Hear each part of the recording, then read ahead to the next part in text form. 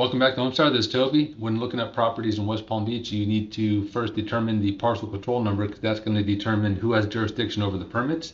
If the parcel control number begins with 74, it's going to be incorporated West Palm Beach. If it's 00, then it's going to be unincorporated Palm Beach County. So you go to the Palm Beach County Property Appraisers website, you type in the address. Today's example is going to be 8650 Gold K, a property that's currently listed online.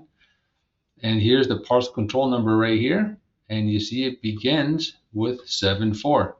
There you go. So you know that it's the city of West Palm Beach and not unincorporated Palm Beach County.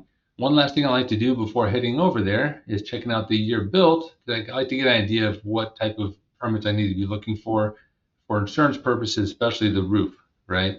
1998, the roof, very questionable if that's going to be on there. It is at the end of its life for sure at 1998. It could still be there. They might have already replaced it. Let's see. So armed with the fact that we need to go to the incorporated West Palm Beach website, you go to our website, homestarinspectionsfl.com, where you can click on permit search right here.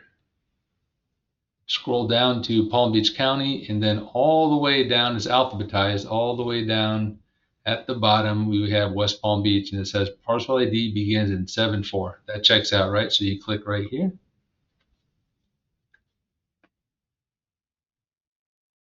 And you'll notice that this website is actually pretty similar to Wellington, but you don't want to try looking up a Wellington property here. You want to go through this link for West Palm Beach because you can see at the top right here.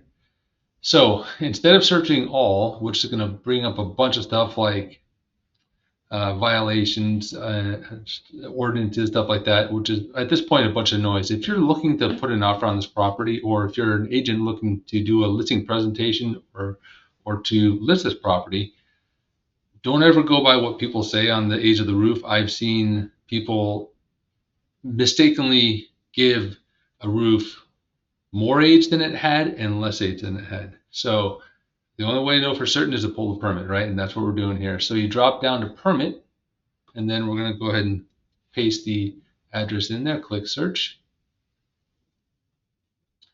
Let's see what we find. All right, first off the bat right here, we got a miscellaneous permit from 2006 that is expired.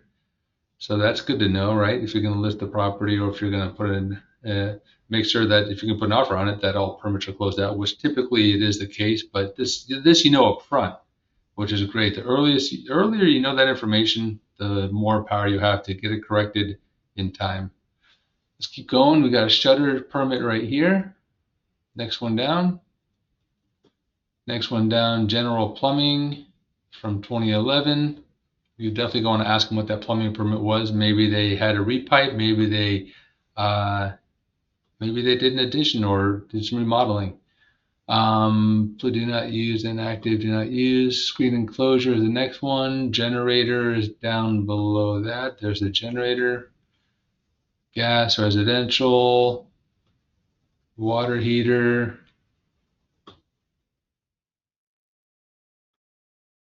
Then we got a building miscellaneous right here. That's from 1999. You can see the applied dates, or all the dates are over here. I don't see a roof permit. Now here's the issue with roofs, right? This is a tile roof. Tile roofs have an average of 25 years. This roof is 27 years old because December 30th, 2024 right now. We're getting into 2025. And that means that that roof is 27 years old, probably 28, so probably was put on in 1997. Usually the date that you see online as far as the year built is the certificate of occupancy and not the construction date. So the true age of the roof is probably 28 years. The average life of tile roofs is 25. Insurance companies want to see 5 years minimum. To get good insurance and good rates, insurance is expensive to begin with, and then it's hard to get if you don't have at least 5 years of life expectancy. This roof right here, if they can't produce a roof permit to verify that it's been replaced from its original, there's no way this insurance companies are going to insure this roof. Your inspector can put 10 years life expectancy. The underwriters know the average life expectancy per roofing material. They know this one's 28 years old, and they're going to give you fits on it. And that's not, after putting money on down payment, closing costs, and moving, you don't want to have to put on a new roof.